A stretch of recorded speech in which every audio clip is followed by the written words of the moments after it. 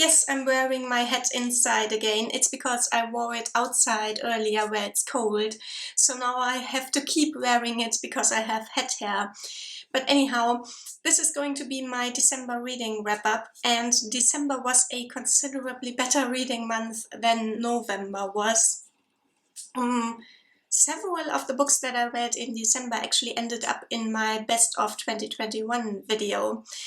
But let's start with the not so good ones. And the first one that I'd like to talk about is actually one that I read in November that I completely forgot to mention in my November wrap-up video. But I'd like to talk a little bit about it here, even though it drags down the mood. But it was one of my most anticipated books of the end of the year 2021 and ended up being one of my disappointments of the year, so I don't want it to go unmentioned. And it is the latest novel or novella by Robert Seethaler, the Austrian author who became internationally famous with the novel or novella A Whole Life, Ein ganzes Leben. His newest one came out in 2020 and I waited for the paperback release in November of 2021. The book is called Der letzte Satz in German, and I don't think it has been translated yet, but if they do translate it at some point, I'm curious to see what they do with the title, because the title sort of lives and dies with the double meaning of the German word Satz. So this word Satz can mean, among other things, a sentence as in an act of speech, and B, a musical movement. So der letzte Satz means both the last sentence and the last movement. And that is significant because it is a book about the composer Gustav Mahler at the end of his life. And I was so excited for this and was looking forward to it so much because Gustav Mahler is one of my favorite composers. The first movement of his Sixth Symphony is one of my favorite pieces of symphonic music ever. But the book ended up being such a disappointment. So the frame narrative here is set during what would turn out to be Gustav Mahler's last transatlantic voyage from America to Europe. He has been in ill health for quite some time and he can sort of feel his life coming to its conclusion. And he is looking back at what the author thinks of as key moments in his biography. And I guess they were all supposed to be touching and to reveal some great truth about life. But in reality, they were all completely lackluster and there were no insights into anything whatsoever to be found. And they were all so drab and boring and colorless that I got downright angry with the author for presuming to be speaking in the voice of Gustav Mahler when each and every note that Mahler wrote speaks louder than all the words in this book taken together. I came out of reading this feeling like I had read a whole big pile of nothing, and I seriously wonder if Robert Seethaler actually thinks that this is a brilliant piece of writing. And actually, a few days later, I came across a copy of A Whole Life, the German version obviously, in a little free library, and I took it home with me and read about 5 pages. And I'm now convinced that Robert Seethaler is about the most overrated living writer in the German language. However, I already have a copy of The Tobaccoist, I think it's called in the English translation. It's called Der Trafikant in German, which is a story about Sigmund Freud.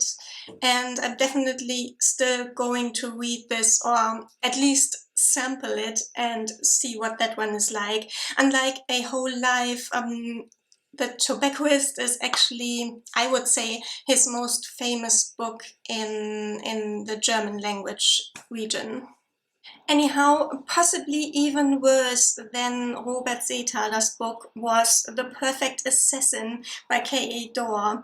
This is a sand and sorcery fantasy, in the first book in a trilogy, and it's set in a secondary world, and it actually has a fascinating setting that I would have loved to read more about. It is set in a city that sits on a raised platform, or several interlocking platforms even, above a desert which is haunted by the restless spirits of the dead. Such a cool setting, and I love me a story about professional assassins. However, the way it is written and developed is so bad. The author spoon feeds about half of the world building information to the reader by way of having characters explain facts about their world to each other that by all rights a 5-year-old would already be familiar with. And it was so cringy that I had to stop reading after 30 or 40 pages because it made me cringe so hard. And I put my copy into the little free library right away and was glad to be rid of it. So bad. And again, a huge disappointment from Doore. I really don't know what's going on with them these days. And then a middle-of-the-road one for a change, The Fever King by Victoria Lee. This is a YA dystopia, and I'd say it's one of the better ones, but I probably still won't read the second book in this series. It's rather one long story, and the story isn't finished after the first book, but I probably still won't read the second. It's just not my kind of thing anymore. Hasn't been for over a decade, so I don't know why I keep picking up these books. Anyhow, this is set in the future, obviously, 100 years in the future. There has been a devastating epidemic that ravaged the whole world, I think. Information is a little bit fuzzy on everything that isn't the US or North America, rather. The United States, or the Union, has disintegrated as a result of this epidemic. It was a deadly virus, or is a deadly virus, because it still hasn't been eradicated. A virus that leaves mostly bodies in its wake, but some people actually survive the illness, and when they do, they have magic in their bodies. And the people with magic are then collected and recruited by the government. And we follow the story of a teenage boy who goes through the illness, comes out on the other side with a very powerful kind of magic in his body, and goes to basically military academy with 3 or 4 other people, other teenagers. And so our protagonist now sees a chance to be able to actually make everything the reality that he has been working on for several years, as young as he is. He has been working and fighting for civil rights for immigrants for years, and he is actually the son of 2 undocumented immigrants. But so far there has been very little he and his friends and allies were able to do against an all-powerful government. So yeah, I thought that this was a marginally less simplistic YA dystopia than most novels in that genre, although there was a little bit of sketchiness, especially where the timeline is concerned. And of course, there is always the improbability of teenagers becoming so involved in grown-up business and bettering the adults at every corner, even though they are magically, there are wizards apparently among the grown-ups too, so there's nothing that special about the teenagers. But of course, it needs to be that way, otherwise we wouldn't have a story, would we? So if you like that genre and you think that the novels in it are usually satisfying, then I guess this would be a very good one to read. So now on to the genuinely great reads. The first one is actually a comic. It's the new Asterix. It's volume 39 in the long-running series about the small village in Gaul that has defied all attempts by Julius Caesar's army to conquer them. The current creators are Jean-Yves Ferri and Didier Conrad. And this one's called Asterix and the Griffin, and it takes us to the land of the Amazons. The village's druid has received a call for help from a friend of his among the Amazons. So now Asterix and Obelix go there and join the Amazons as sort of experts on the Romans and help them fend the Romans off and send them packing home to Rome again.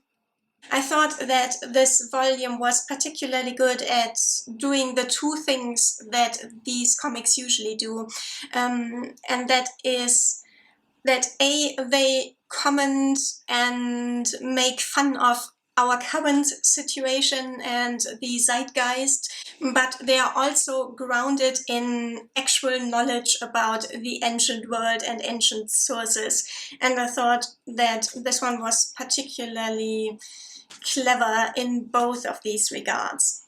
I cannot obviously speak as to the English translation of this French title, but in the German version at least, the names are so great. There's always so much comedy in the names in these comics, and the ones in this one were particularly good. And also, as a classicist myself, I have to say that the knowledge of the sources was also especially good in this one. They must have had a really great advisor. This is much better than its predecessor, volume 38, and one of the best, or at least most enjoyable ones in the Asterix series that I have read. And another book that is sort of a commentary on history is The Bards of Bone Plain by Patricia McKillip. This is her latest novel, possibly her last one. I don't know if she's still writing. And this is set in a secondary world in a society that looks a lot like the late Edwardian one in Britain. It is set in a university town where a couple of people are researching the towns and the area's bardic past that is lost in the depths of time.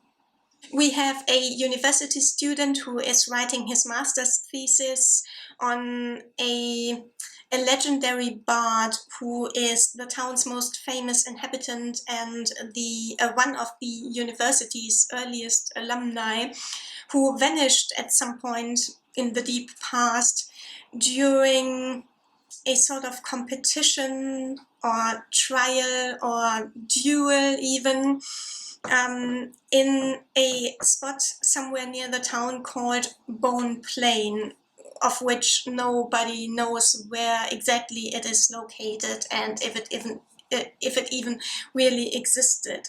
And then we have the king's daughter who is working at an archaeological dig in the town center and who has ambitions of becoming an archaeologist. The king himself is interested in archaeology, but he isn't doing it himself. He lets other people work for him, as always. And as supervisor of the dig, he has appointed our university student's father, who doesn't have any actual degrees in archaeology, but is mysteriously knowledgeable about it and the town's past nonetheless. And what's interesting about the story is it is told, it's a dual narration, dual timeline. We have the goings on in the present day that I have just told you about, and then we have the goings on in the past that the people in the present are trying to uncover. And the funny and clever thing is that the people in the present are actually unwittingly reenacting the past that they think is buried, but which is very much still alive in them and among them. And I thought that this was a very true thing about history to tell. And as always, Patricia McKillip's writing style is gorgeous and so dreamy, and it's a very immersive experience reading this book. I think she's becoming one of my favorite fantasy authors, and this was definitely one of my favorite reads of the year. And another favorite of the year was The Man Who Saw Everything by Deborah Levy. And this is a book about life, essentially. And it has a lot to say on subjectivity, the selective nature of our memory, and about the inherent unreliability of a narrator who tells their own life story. And these are, of course, all old and tried concepts, and there is nothing particularly revelatory about them. But Deborah Levy nevertheless manages to breathe new life into these old concepts and talks about them in an interesting fashion, more so than some other writers who have written about them. I still get annoyed every time I think about A Sense of an Ending by Julian Barnes, which won the freaking Booker Prize, and it acts like it has invented the concept of the unreliable narrator. I get angry every time I think about it. Anyhow, what is the plot in this one actually about? It starts on a day in 1988 when the narrator is just about to have his picture taken on the famous zebra crossing on Abbey Road. He is enacting the Beatles cover in order to give the photo as a souvenir to the daughter of his host, where he is about to stay in East Berlin for a research project. He is a historian and is going on a research trip to the Humboldt University in East Berlin. But on the zebra crossing, he gets involved in a weird accident. He gets hit in passing by a car, and from that moment on, he often feels sort of displaced in time, or he gets the years wrong. He thinks he's already lived through events, or that he is looking at them from the future. And it will become clear in the second half of the book why and how that is. I'll tell you right away, this won't blow your mind, but I thought it was very touching and very true, and it makes you think about some stuff. And at the end of the day, that's all I want from a novel. So there, that was my December. All's well that ends well, I guess. Although I could tell you about my hate reading project of the Captive Prince trilogy, but I will save that for when I have read the last book, so it will probably be in my January wrap-up. Until then, guys, take care. Bye.